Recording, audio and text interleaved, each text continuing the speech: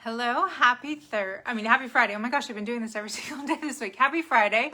We made it, we're here. And today is Q&A day, one of my favorite days of the week. I love answering your guys' questions, so please keep sending them my way. Just as a reminder, the thread goes out on Wednesday, so please feel free to drop and pop any questions that you may have, and I will come on Friday and I will be answering them. So today's question is, what is an exercise for the top of, for pain on the top of your foot? And kind of the underlying goal of this is the question they had is they want to be able to do every activity that they want to be able to do without experiencing foot pain. So we'll take a little moment of pause. And so when I get this question all the time where people are like, okay, so, I have this bum shoulder, like what exercises should I do? You should see my text messages and everything. Or when I introduce myself and I tell people what I do, they're always like taking off their clothes and they're like, oh my gosh, I got this thing. And like, what exercises should I do? So there's always just this thing that, okay, well, what's this one thing that I can do that's gonna fix the pain? And so we're gonna kind of rewind and kind of dive a little bit deeper here, because again, the goal really is the foot pain is the thing that's making you move, but ultimately it's keeping you from doing something. So I want to do these activities without experiencing foot pain. Foot pain is keeping me from doing the activities. The end goal is you are wanting to be active and you're not wanting to have to be perpetually in this cycle of foot pain and kind of crippled and worried and fearful of existing in it. So instead of asking what, the better question to ask is, why am I experiencing foot pain? Why am I experiencing foot pain? And with that, you have to then start to think that it's not, you stop then seeking out the symptoms, which is the foot pain, and you actually you're questioning, okay, well, what is the root cause of it? Again, that's the cause and effect thing. The effect is the pain. The cause is what we need to find. When you find the root cause of any sort of symptom or limitation, then you will actually unlock what it's really going to take to get to that state of pain freedom and move beyond just the pain relief, but actually get to a point where you're never going to experience the pain, because that is what people should be seeking, but a lot of people don't. Just like anything, if you're in pain, you want to get out of pain quite quickly. But the problem is if you don't really address the root cause of something, the effect will just keep on coming back over and over again. So you'll keep on cycling in and out of foot pain, or maybe the foot pain doesn't come back again, but it actually manifests later as knee pain, as hip pain, as back pain, and the root cause of it never really got addressed or examined. So that's an important piece. And I've got a little sneak peek for you, but at the end of the month of February, I'm going to be bringing on a couple of my colleagues, and we're really going to dive in and to tackle this thing of, symptoms versus solutions, and really bringing clarity to, the questions you should ask and things that you should be seeking when you are experiencing pain or limitation and it's keeping you from being active. So we're going to dive into that at the end of next month, but I'll fill you guys more in on that later. So with pain is a manifestation of some sort of underlying disorder or disease. And although sometimes that it may seem like, oh, the pain just came out of nowhere, oh, it came on all of a sudden, oftentimes, like I say, it's an unraveling thread or an unraveling story that has been going on for any period of time, but then finally it just gets to the point where it will come to the surface and it will manifest and you will have that foot pain.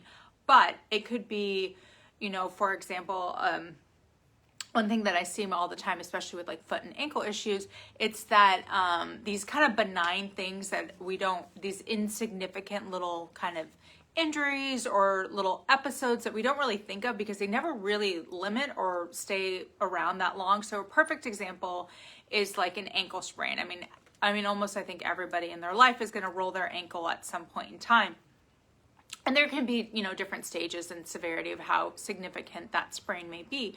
But what oftentimes happens within that ankle sprain, which if you're not familiar with an ankle sprain, is basically most people will roll an ankle, and when you're saying you're spraining ligaments, which are structures that attach bone to bone, and basically what brings stability to your joints. So when you sprain a tissue, when you sprain a ligament, it's like a rubber band, and they go from joint to joint. And once you stretch that rubber band out, you can't bring the elasticity back to it. It's once it's been overstretched, once there's been trauma, once there's been the microtears, you can't return that elasticity to it.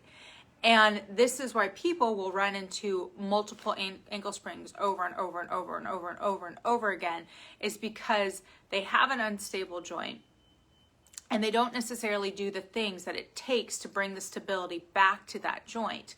So they run into the cycle of ankle sprains over and over and over again. And oftentimes what will happen from that is the tissues start to scar down. And then you have a very stiff ankle. And then when you lose that mobility of the ankle, it will go up the chain. You start to see things like knee issues and hip issues. It will start to change how you're walking, how deep you can squat, how you can get on and off the floor. Well, you may, have an ankle sprain, and it got swollen. It was a little bit of achy, but you could get back to it. Eventually you got back to running. Eventually you got back to hiking. But then it kind of over time, you just notice you get a little bit stiffer. You're a little bit unstable. Your balance is a little off, or maybe you may not even notice those things. And then all of a sudden it's like, okay, well, you try to do an activity and you're like, wow, now I'm experiencing pain all the time. It's like you've basically, like I said, that unraveling thread kept on going and going and going until the bottom basically drops out. So that's why, it's important to get into the root cause. And like I've spoken on before, is oftentimes pain will manifest when there's an underlying disease or an underlying disorder that has been allowed to go on for any period of time.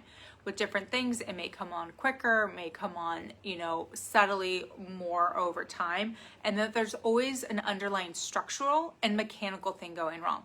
Oftentimes people will just focus on just trying to fix the structural things. So how tight muscles are, how stiff joints are, swelling or anything. That they're just tackling kind of things in isolation, but not necessarily the mechanics of things. So how you're moving, how you're squatting, how are you walking, how are you running, and they just, again, when people are in pain or they're having foot pain, they just zero in on the foot, and they don't necessarily look at everything else that is going on in the entire body.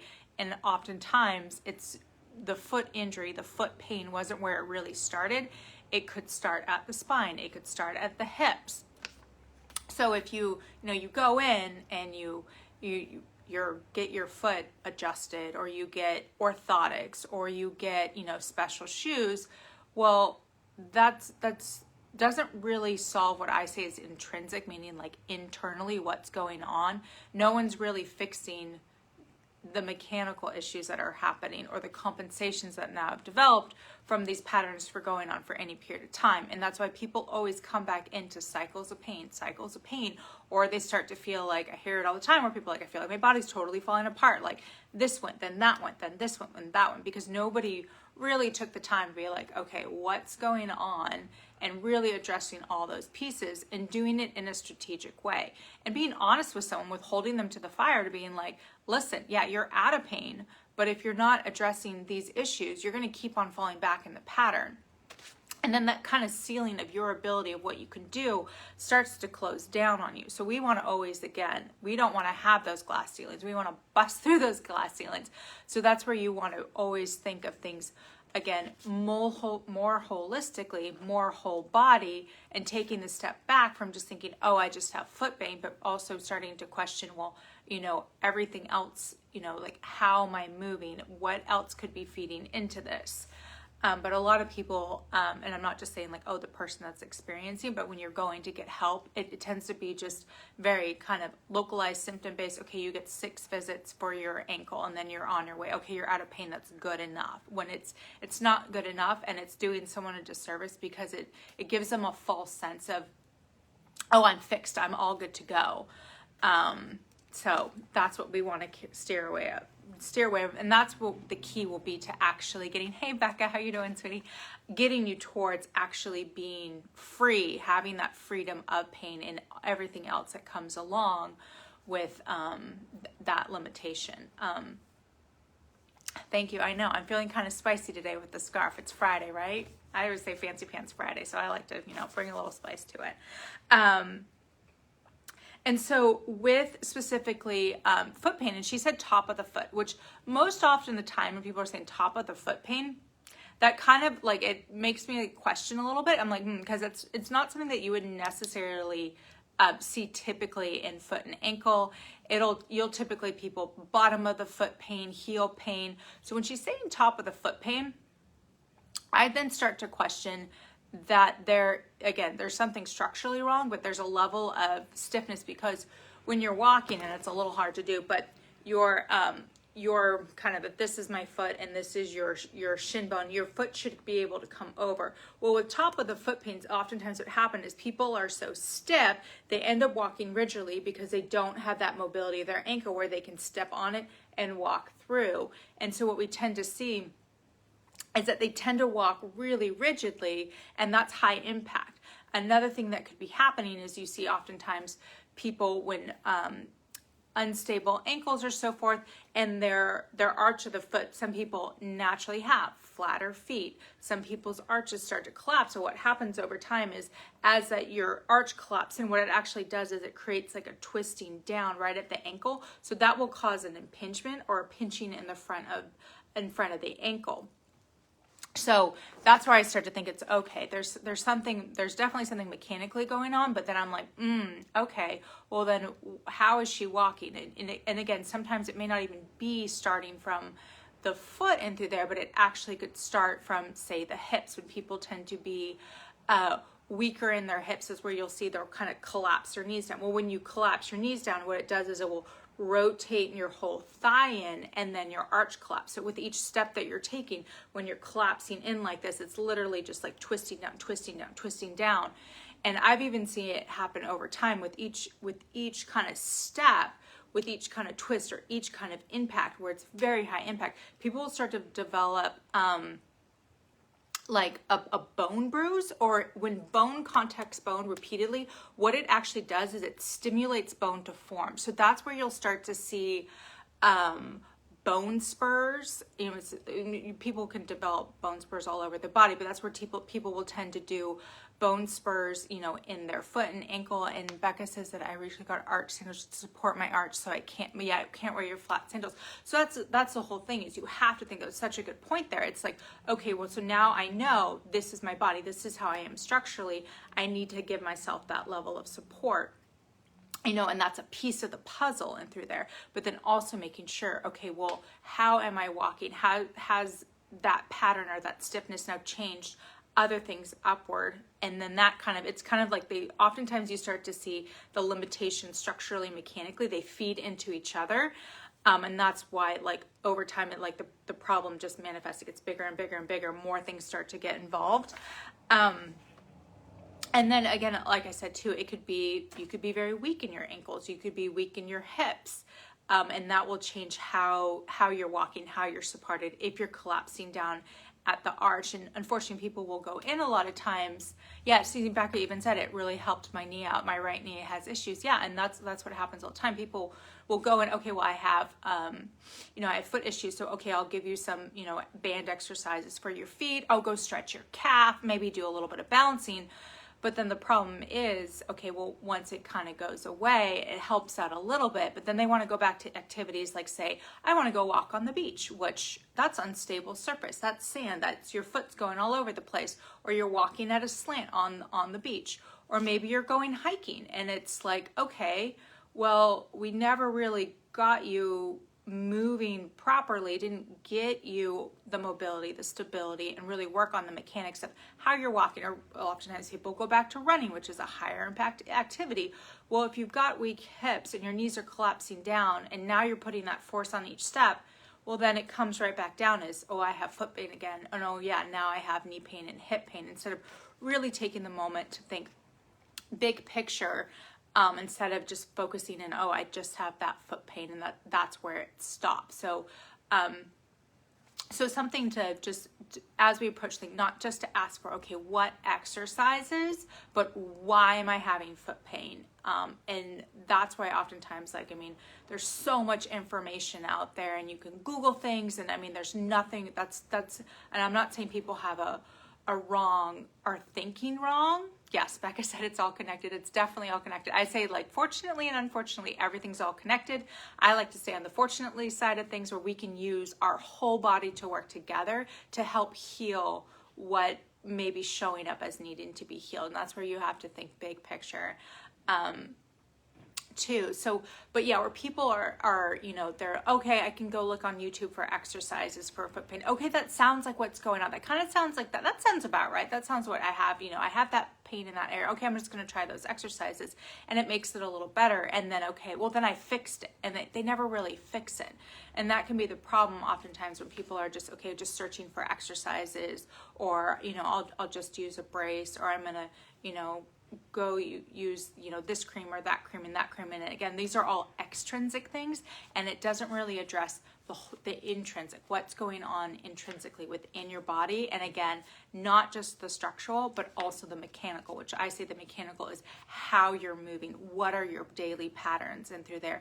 And then also too is, you know, a lot of people want to do, like, I'll say higher level, but they want to do more things beyond just kind of, you know, walking around your house. You want to, you know, walk to the beach, or walk on an unstable, you know, sidewalk, or go for a hike, or go for a run, or go for a cycle. And all those things they require a sort of demand on the body that it should be operating together as a whole more sufficiently. And if it doesn't, that's why people will feel like they're okay, and then they go do these activities that are, you know, require the body to work together efficiently, and then these problems flare back up again. And that's why you'll see, okay, I can't do this activity the way that I want to do it.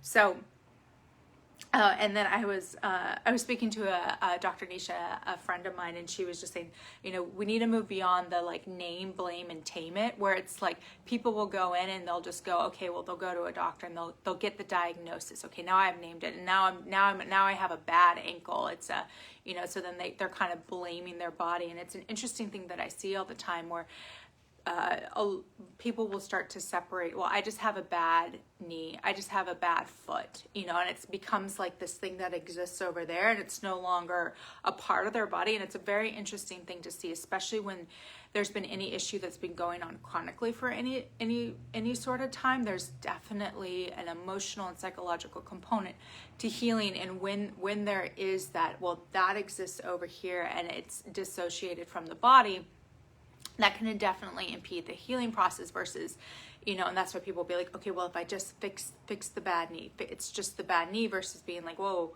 well, that bad knee is not going to get any better until we look at everything else that's going on in the body that may be allowing that knee to stay in a place where it's compromised and it's asking for healing. And same thing too, you need to move as a whole person. And if it's like, oh, it's just the knee, and you're not working on all that, that's where people will stay in a place of being stuck.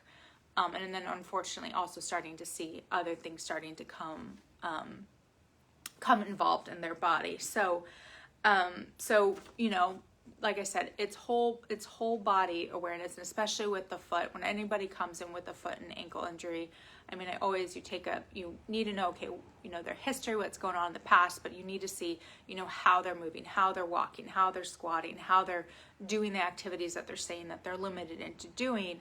And especially for the foot and ankle, I will tell you, a lot of it will come further up the chain that's actually causing the issues in the foot and ankle. Like I kind of touched on, like hips not being as mobile as they need to be. Oftentimes the spine isn't as mobile or as strong as it needs to be. There's a level of tightness and restriction.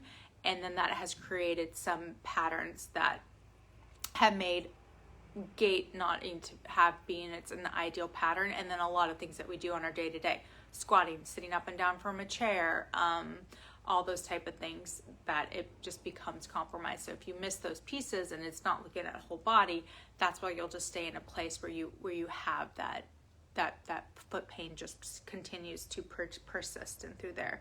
So kind of just to wrap it all up, the big takeaway, I guess would say would be, is not just to focus on just the what, but really try to get to the bottom of why this is happening. And that's where it comes into place, where, you know, working and walking alongside somebody that knows and has that experience within actually solving. And I would say seek solutions, and not just to just be this, not just the symptoms.